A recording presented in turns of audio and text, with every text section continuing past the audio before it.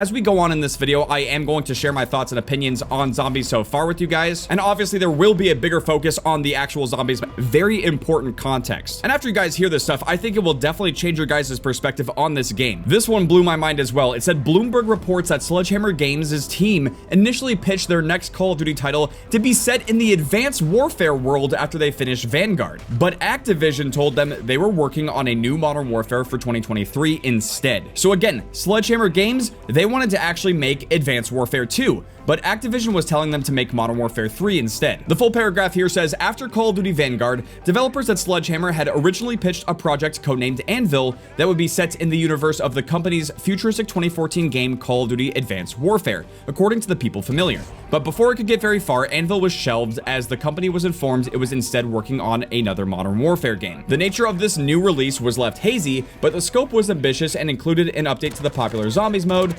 several multiplayer maps, and a single-player campaign. Few developers were surprised when they were later told that the release would be a sequel to last year's Modern Warfare 2, but the shortened cycle took a toll on Sledgehammer's staff. On top of that as well, it says Bloomberg's report says Sledgehammer Games' staff was frustrated with Modern Warfare 3's development because they had to run decisions by Infinity Ward's leadership, who took a while to respond to feedback and even stepped in to make in their own changes. To elaborate on that, it says developers also said they were frustrated at having to run their content by executives from Infinity Ward, the Activision studio that's normally responsible for the Modern Warfare series. Staff on the game said they dealt with inefficiencies waiting on feedback and making significant and sometimes unwanted changes based on directives from above. So yeah, there's clearly some clashing between design decisions between Infinity Ward and Sledgehammer Games, which honestly explains so much. It explains why Modern Warfare 2 as a game was so stale and they were completely unwilling to change anything based off of feedback, whereas Sledgehammer Games, they are willing to listen to the community and they do act on feedback in a very significant way.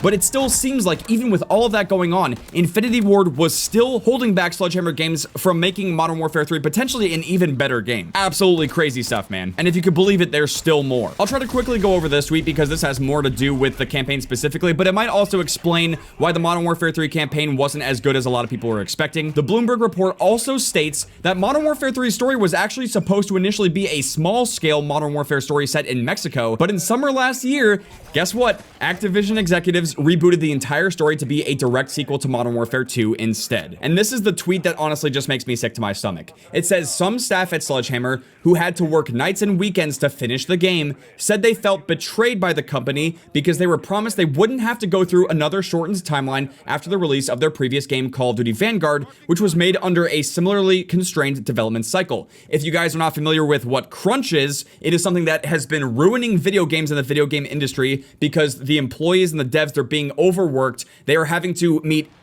basically impossible, near impossible deadlines to get these games out, and it's exactly why they're turning out to not be so good. And it's because of stuff like this in the second paragraph, which you're gonna see. For the first few months of the project, which was codenamed Jupiter, the story was conceived as a smaller scale Modern Warfare spin-off set in Mexico that would be more achievable on a short timeline than the usual globe-trotting escapades of a full new campaign. But in the summer of last year, Activision executives rebooted that story and told the developers that instead they would be making a direct sequel to Modern Warfare 2, centering on the villain Vladimir Makarov and featuring missions all across the world. So there you go. That explains the